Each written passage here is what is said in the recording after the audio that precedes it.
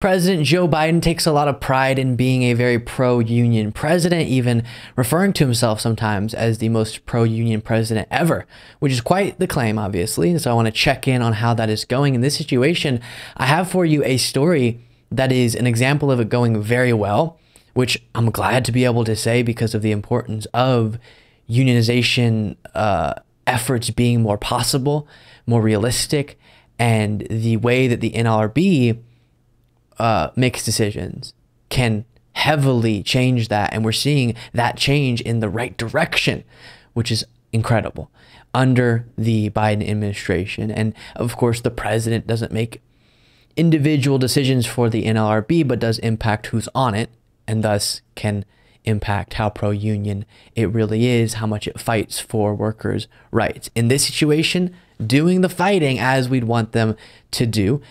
This is an American Prospect article titled "Biden's NLRB Brings Workers' Rights Back from the Dead. A decision last Friday makes union organizing possible again." This is from Harold Meyerson, and it starts by saying, "Hot labor summer just became a scorcher. Last Friday, the National Labor Relations Board released its most important ruling in many decades. In a party line decision in Comex Construction Materials Pacific LLC, the board ruled that when a majority of a company's employees file union affiliation cards, the employer can either voluntarily recognize their union or, if not, ask the board to run a union recognition election. So the employer will have two options if a majority of their employees want a union.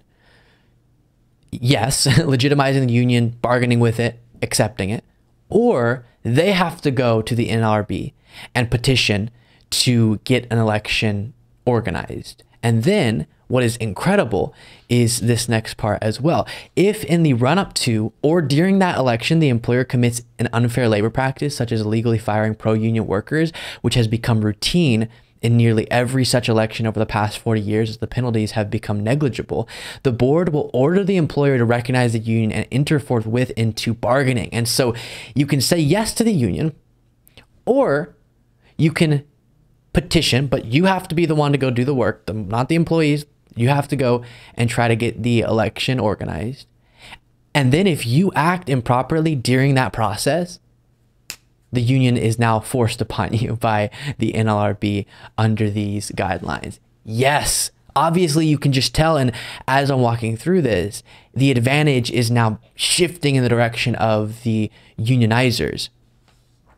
The Comex decision was preceded by another one day earlier in which the board, also along party lines, set out rules for representation elections, which required them to be held promptly after the board had been asked to conduct them, curtailing employers' ability to delay them, often indefinitely, which is one of the steps that is taken among many others, many blatantly violating what already are laws in relation to unionization efforts and how companies can act, but companies often get away with acting very inappropriately and improperly to union bust.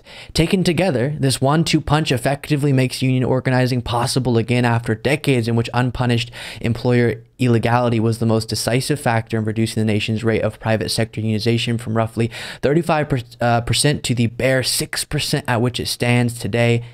And then it outlines the press release from the NLRB. Super good. Again, we want Biden to follow through on being a very pro-union president, and things like this are examples of him following through under his leadership, under his administration umbrella, even though he's not releasing that particular decision, but does, again, impact who is on the NLRB. And so I'm glad to see it. The other thing in the same-ish conversation is the fact that Kamala Harris has been heading up a White House task force on worker organizing and empowerment that commissioned a report, and the United States Treasury released this report and found that, as, let's see here, CNBC reports, unions boost pay 10% to 15%. Unions boost pay 10% to 15% for members and improve fringe benefits, bolstering the middle class and economy, a U.S. Department of the Treasury report released Monday said. Quote, union workers make our middle class and our entire economy more strong, Vice President Kamala Harris said Monday on a call outlining the administration's efforts to support unions. President Biden and I are building an economy where every person, not just the wealthy, is well connected, has the opportunity to thrive. The report issued by the Treasury's Office of Economic Policy also showed that unionization reduces wage gaps by race and gender and improves benefits and procedures such as retirement plans, grievance policies, and steady work schedules. Yes, yes, yes.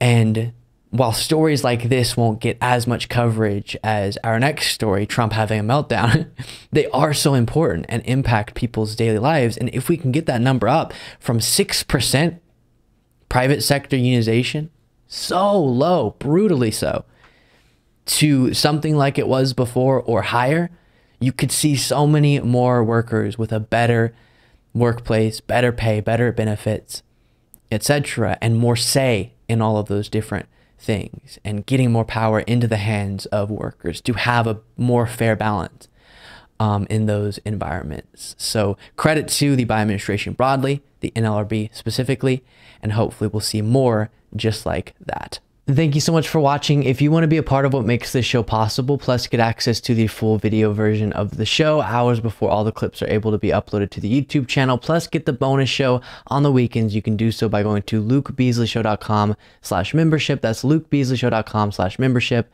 and there's a link in the description.